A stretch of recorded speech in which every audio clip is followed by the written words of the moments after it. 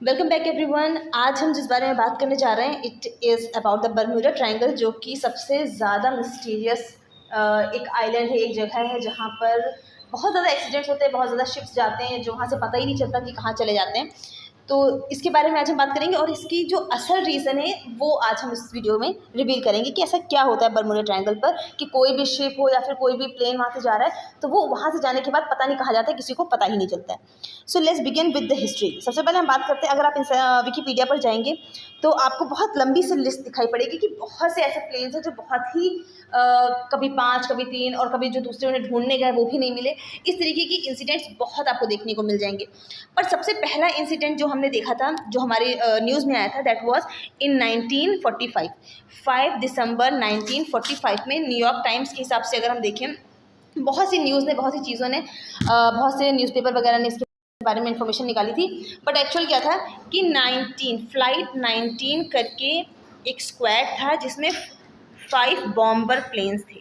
Bomber plane मतलब जो normally fighter जो लड़ाई वगैरह होती है तो वहाँ पर जाते हैं, बॉम्बिंग वगैरह करते हैं। और इनको लीड कर रहे थे, जो इनके लीडर थे, ही वॉज चार्ल्स टेलर। ये थे इनके लीडर। असल में हुआ क्या कि इनको अपनी ट्रेनिंग करनी थी। ये जो चार्ल्स थे ये सब बच्चों की ट्रेनिंग करा रहे थे। वो जो 4 इनके साथ जा रहे थे, मतलब इन्हें मिलाकर वो 5 लोग थे जो साथ में ट्रेवलिंग करने जा रहे थे। बट इनकी ट्रेनिंग गड़बड़ कैसे हुई? इनकी प्लानिंग के हिसाब से क्या था कि इन्हें 5 दिसंबर 1945 में 2 PM को इनकी ट्रेनिंग स्टार्ट हुई और 5 बजे ये जो ट्रेनिंग थी इनकी ये ख़त्म होकर इन्हें वापस आ जाना चाहिए था। लेकिन थोड़े टाइम तक तो ये मामला सब कुछ सही चलता रहा, बट थोड़ी टाइम के बाद जैसे ही 4 बजने वाले थे, मैं आपको एक वीडियो ये दिखा देती हूँ कि ये वाला जो स्पेस है इसे हम बोलते हैं बर्म्यूडा ट्रायंगल। ये आपका अंटार्कटिक ओशन के ऊपर है, ठीक है। और यहाँ पर उन्हें बॉम्बिंग करनी थी इस एरिया पे। यहाँ से मियामी से ये पूरे जितना भी इनका स्क्वाड था, सारे बॉम्बर्स और जो उनके लीडर थे, वो यहाँ से चलना स्टार्ट करते हैं। और जब यहाँ पर पहुँचते हैं तो ये बॉम्बिंग यहाँ पर करते हैं। और बॉम्बिंग करने के बाद जैसे ही वो यहाँ पर पढ़ते हैं, अच्छा एक मज़े की बात ये है कि इनके जो स्टूडेंट्स थे वो यहाँ पर हमेशा आते थे, कभी कुछ नहीं हुआ। बट जब लीडर इनके साथ आए उस दिन, तब कुछ प्रॉब्लम स्टार्ट हुई। प्रॉब्लम क्या स्टार्ट हुई कि जैसे ही वो इस एरिया में पहुँचे, इनका कैंपस जो था, जो एक प्लेन में जो कंपास लगा होता है जो कि लोकेट करता है वो सब इंफॉर्मेशन कि किस एरिया में किस जगह पर है, वो इनका ख़राब हो गया। और इन्होंने ये मैसेज जो कोस्टल एरियाज़ में जो हेडक्वार्टर होते हैं वहाँ पर उन्होंने मैसेज भेजा कि हमारे प्लेन में ये प्रॉब्लम हो गई है। तो इतना इन्होंने भेजा, उसके बाद इन्होंने ये देखा कि नीचे कुछ टूटे फूटे से आइलैंड्स हैं। और क्योंकि ये लीडर थे, इन्होंने कई बार प्लेन वगैरह चलाया था, तो उन्हें ये पता था कि इस एरिया में, बहामास वाले एरिया में टूटे फूटे आइलैंड है। तो इनको ये लगा कि वो यहाँ पर आ गए हैं गलती से। और यहाँ पे आने के लिए अब इनको जब यहाँ जाना था तो इन्होंने सोचा कि मैं ऐसे चला जाऊँगा और यहाँ पर पहुँच जाऊँगा। लेकिन इनके स्टूडेंट्स ने ये कहा कि सर हम ऐसे नहीं जाना है, हमें ऐसे जाना है, इस तरीके से घूमना है ईस्ट की तरफ। लेकिन अब क्योंकि चार्ल्स टेलर जो थे वो लीडर थे तो उन्हें उनकी बात माननी पड़ी। भाई जो भी स्टूडेंट्स थे उन्होंने इनकी बात मानकर क्या किया, ऐसे जाने। अब ये तो ऐसे जाते, जब एक्चुअल में यहाँ पर होते तब तो ऊपर जाके पहुँचते। एक्चुअल में तो वो यहीं पर थे। और यहाँ से जब वो ऊपर की तरफ बढ़े तो ये नॉर्थ में इतना ऊपर चले गए कि इन्हें 5 से 7 बज गया। अब पेट्रोल जो भी ऑयल पड़ता है उसमें, जो भी आपका प्लेन में जो भी गैलन के फॉर्म में जो भी आपका ऑयल पड़ता है, वो तो इतना था नहीं। वो तो इस हिसाब से था कि 2 बजे जाना था, 5 बजे चले आना था। पर वो भी नहीं पड़ा। यानी 7 बजे के हिसाब से लास्ट मैसेज उनका ये आया कि जब हमारे प्लेन में 10 गैलन ऑयल से कम होगा तो हम पानी में लैंड कर जाएंगे। और हुआ यही कि जब उसके बाद जब इनके प्लेन में ऑयल नहीं बचा तो इन्होंने अंटार्कटिक ओशन में अपनी लैंडिंग कर दी और वहीं से सारे प्लेन सब गायब हो गए। वहीं पे वो ख़त्म हो गए, कुछ पता ही नहीं चला कि वो कहाँ गए। इसके बाद 2 प्लेन को और भेजने को, इनको ढूंढने के लिए भेजा गया, जिनमें से एक प्लेन फिर गायब हो गया उसी बर्म्यूडा ट्रायंगल से। तो ये एक मिस्ट्री बन गया कि एक्चुअल में प्लेन जाते कहाँ हैं। ये तो सिर्फ एक इंसिडेंट था। अब मैं आपको इनकी बातें बता देती हूँ। जितने भी सब थे, ये थे, ही वॉज द लीडर और इनके साथ ही 4 थे। उसके बाद जो ढूंढने गए थे उनमें से भी कई लोग, जो दूसरा जो प्लेन एक गया था, 2 गया था, जिसमें से एक खो गया था, उसमें भी जो लोग थे वो भी मारे गए। यानी टोटल हम ये देखते हैं कि 5 उसमें और 13 ये, इतने लोगों की उसमें डेथ हो गई थी जिनका कुछ अता पता ही नहीं चला। एक इसके बारे में स्टोरी और फेमस। अच्छा मैं आपको एक चीज़ और दिखा दूँ। ये है वो ओशियन, अटलांटिक ओशियन। यानी यहाँ पर जब वो पहुँचे होंगे, यहाँ से उन्होंने लैंडिंग अटलांटिक ओशियन में करी, जिसके बाद से उनका कोई भी अता पता नहीं। एक हमारे पास और अच्छा सा क्या, इसको हम लोग एक ये कहते हैं कि it is a kind of story. इसको अब क्योंकि इसके बहुत पुरानी बात है, लगभग 80s की बात है ये, तो इसके पास तो कोई प्रूफ भी नहीं था जिन्होंने इसकी स्टोरी बताई थी, जो भी उसमें थे, जो भी विटनेस थे जिन्होंने देखा। तो इसको हम लोग एक लीजेंड की फॉर्म में मानते हैं, अर्बन लीजेंड, मतलब एक स्टोरी की तरह। उन्होंने ये बताया कि वो अपना जो जहाज़ है वो इस तरीके से लेकर आ रहे थे, ये देखिए, सारगासो सी से लेकर आ रहे थे एलन ऑस्टिन। उन्हें बरमूडा ट्रायंगल के आसपास एक छोटा सा जहाज़ दिखाई पड़ा और उन्होंने ये देखा कि ये जो जहाज़ था ये खाली था। तो इन्होंने ये सोचा कि मैं इस जहाज़ को ले लेता हूँ और इसमें जो भी सामान है मैं ले लूँगा, क्योंकि इसमें तो कोई दिख नहीं रहा है और सामान रखा हुआ है, मतलब कार्गो है उसमें और कोई तो है नहीं। तो इन्होंने सोचा कि मैं इसको साथ में ले चलूँ और न्यूयॉर्क में बेच दूँगा। लेकिन उनको ये डर भी था कि ऐसा ना हो कि इस पर थोड़े से डाकू वगैरह हो, क्योंकि डाकू उस समय डकैत वगैरह बहुत थे जो कि पानी में जो रॉबरी वगैरह करते थे। तो इन्होंने क्या किया, अपने 4 बहुत जो स्ट्रॉन्ग लोग थे, जो बहुत ही गुंडे टाइप के थे, जिनके पास वेपन्स वगैरह थे, उनको भेजा।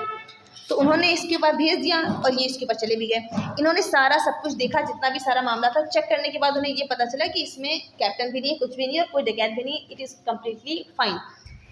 तो वो उसको साथ में लेके चलने लगे। साथ में लेके जब चलने लगे तो थोड़े टाइम के बाद एक बहुत बड़ा सा तूफान आया। उस तूफान में वो दूसरा वाला जो शिप था वो गायब हो गया और उसके साथ जो 4 लोग थे वो भी गायब हो गए। अब सबको ये लगा कि चलो जहाज़ तो डूब गया और वो उन लोगों की डेथ हो गई। कुछ टाइम के बाद उस कैप्टन ने फिर उस जहाज़ को देखा और फिर से वो वैसा ही खाली रहा। तो अब उसने फिर से, लालच तो बहुत बुरी बला होती है, उसने फिर से 2 लोगों को भेजा और फिर वही इंसिडेंट आया। यानी कि इस इंसिडेंट से उन्होंने उस शिप का नाम रख दिया घोस्ट शिप। अब ये स्टोरी तो उन्होंने आके सबको बताई, न्यूयॉर्क में कई लोगों ने बताई। अब क्योंकि इसका कोई प्रूफ नहीं था तो इसको इन्होंने एक स्टोरी के फॉर्म में कह दिया कि अब पता नहीं ये सच है या झूठ, कोई भी नहीं जानता इस बात को। तीसरा एक इंसिडेंट क्या था कि एक ब्रूस गैनन नाम के बहुत ही रिच ह्यूमन बीइंग थे, मतलब बहुत पैसा था उनके पास अपने प्लेन वगैरह थे। तो उन्हें बड़ा इंटरेस्ट था, बड़ा शौक था, तो वो बरमूडा ट्रायंगल पर मूव किया करते थे हमेशा। मियामी से वो मूव करते थे इस तरफ, इस वाले एरिया में, और वहाँ से वापस जाते थे। 90 मिनट्स उन्हें लगते थे आने में। एक दिन उन्होंने क्या किया, अपने पापा और उनका जो बिजनेस पार्टनर था उनके साथ उन्होंने ट्रैवल किया। उन्होंने ये देखा कि जैसे ही वो बढ़े हैं उस तरफ, उन्होंने बहुत ढेर सारे क्लाउड्स देखे, बहुत काला काला जो था, बहुत ही, जो कि वो क्लाउड जो था वो बहुत बड़ा होता जा रहा था।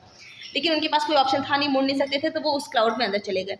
और जैसे ही अब वो क्लाउड खत्म होने का नाम नहीं ले रहा, एक खत्म हो रहा, फिर दूसरा आ रहा, फिर दूसरा खत्म हो रहा, फिर तीसरा आ रहा है। फिर उन्होंने ये देखा कि एक वाइट सुरंग जैसा कुछ क्लाउड का बना हुआ है, मतलब वो एंड होने वाला था, मतलब खत्म होने वाला था। तो इन्होंने सोचा कि ये बंद होने से पहले मैं इसमें से निकल जाऊँ।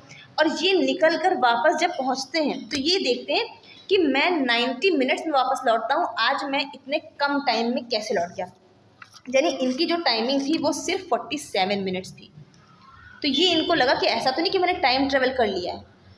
अब ये इतनी ढेर सारी स्टोरीज़ हैं कि कोई भी चीज़, कोई भी इंसान बरमूडा ट्रायंगल के आसपास जाना पसंद नहीं करेगा। बट अगर हम रियलिटी की बात करें तो आज के टाइम पे सबसे जो बिजिएस्ट रूट है उनमें से एक बरमूडा ट्रायंगल का भी रूट है। यानी बहुत से प्लेन्स, बहुत से शिप्स बरमूडा ट्रायंगल की तरफ से जाते हैं। तो असल बात क्या थी कि इतनी बड़ी मिस्ट्रीज़ वगैरह बनी। सबसे पहले हमने उनके बारे में तो आपको बता ही दिया, जो कि हमारे 5 पायलट्स थे जो साथ में गए थे। They just landed into the Antarctic ocean और वहाँ से वो चले गए। इनके साथ केस ये था कि इन्होंने एक्चुअली, अगर आप बरमूडा ट्रायंगल जहाँ पर है उसके ऊपर के क्लाउड को देखेंगे तो वो हेक्सागन शेप में है। और हेक्सागन शेप के जो क्लाउड्स होते हैं उसमें एयर का जो मूवमेंट होता है वो बिल्कुल उसको हम एयर बम मानते हैं, मतलब 100 मील पर आवर की स्पीड से उसमें हवा चलती है। तो इनके साथ केस क्या हुआ था कि ये उस क्लाउड में चले गए थे। अब क्लाउड अगर इस तरीके से मूव कर रहा है और कोई प्लेन इसके अपोजिट आएगा तो वो क्रैश कर जाएगा, ख़राब हो जाएगा। लेकिन अगर वही प्लेन इसी डायरेक्शन में आएगा तो वो ये क्या करेगा, ये क्लाउड उसको उठा के फेंक देगा, मतलब एयर से उसको प्रेशर लगेगा और उस फोर्स से वो फेंक देगा। तो इनके साथ यही केस हुआ था। इस एयर क्लाउड ने इनको, जब इनके शिप को उठाकर फेंका है अपने एयर प्रेशर से, तो ये टाइम से पहले मियामी पहुंच गए थे। सिर्फ इनके साथ ये घटना हुई थी, ये रीज़न था। और इन्होंने इसको टाइम ट्रैवल और पता नहीं क्या क्या, कितनी कितनी स्टोरीज बरमूडा ट्रायंगल के ऊपर बना दी गई हैं। दूसरा एक रीज़न ये भी है कि बरमूडा ट्रायंगल के नीचे वोल्केनो, जो अंटार्कटिक ओशियन है उसमें वोल्केनो, और वैल्केनो जब भी फटता है तो मीथेन निकलती है, मीथेन के बबल्स जो होते हैं वो डेंसिटी पानी की कम कर देते हैं। और हमारा जो जहाज़ है, जो शिप है, वो पानी की डेंसिटी पे चलने के लिए है ना। जब डेंसिटी कम होगी तुरंत हमारा जहाज़ क्या होगा, पानी में डूब जाएगा। यानी कई शिप्स ऐसी हुई हैं जो पानी में डूब गई हैं। दूसरी कंडीशन क्या है कि जो हमारा बर्मुडा ट्रायंगल वाला ऊपर का एरिया है वहाँ पर क्लाउड्स बहुत तेज़ हैं, यानी वहाँ पर हमारे एक्सीडेंट्स वगैरह होने के चांसेस बहुत है। क्यों? क्योंकि पहले सोनार और रेडार वगैरह की कोई बहुत ज़्यादा टेक्नोलॉजी तो थी नहीं, तो आए दिन वहाँ पर एक्सीडेंट्स हुआ करते थे। अब जो हमारा एडवांस मामला आ गया, सारी चीज़ टेक्नोलॉजी बहुत ही हाई प्रोफाइल है, तो वहाँ पर क्या होता है कि हमारे एक्सीडेंट्स वगैरह बहुत कम होते हैं। ये सिर्फ एक बर्मुडा ट्रायंगल का एक मिथ है जो कि क्रिएट कर दिया गया है just because of few accidents that happened and it was happening because of the lack of technology. सिर्फ टेक्नोलॉजी के लैक की वजह से ये एक्सीडेंट्स होते थे, और उसी को हमने स्टोरी बना बना के उसको एक ऐसा हाइप बना दिया है कि वहाँ से कोई नहीं जाता, ऐसा है वैसा है। ऐसा कुछ नहीं है। अगर आप रिकॉर्ड देखेंगे तो सबसे बिजिएस्ट, मैंने आपको स्टार्टिंग में ही बताया, रूट जो हैं प्लेन वगैरह के या मरीन यानी कि जो शिप्स वगैरह जाती हैं वो बर्मुडा ट्रायंगल से होकर ही जाती हैं। कुछ रीजंस है जो मैंने आपको ऑलरेडी एक्सप्लेन कर दिया है कि इसकी वजह से जो हमारा अटलांटिक ओशियन है वो बहुत ज़्यादा, अटलांटिक ओशियन जो हमारा बर्मुडा ट्रायंगल है वो बहुत ज़्यादा डिफेम हो चुका है। So it was all about this video. If you like this video don't forget to subscribe, like and share.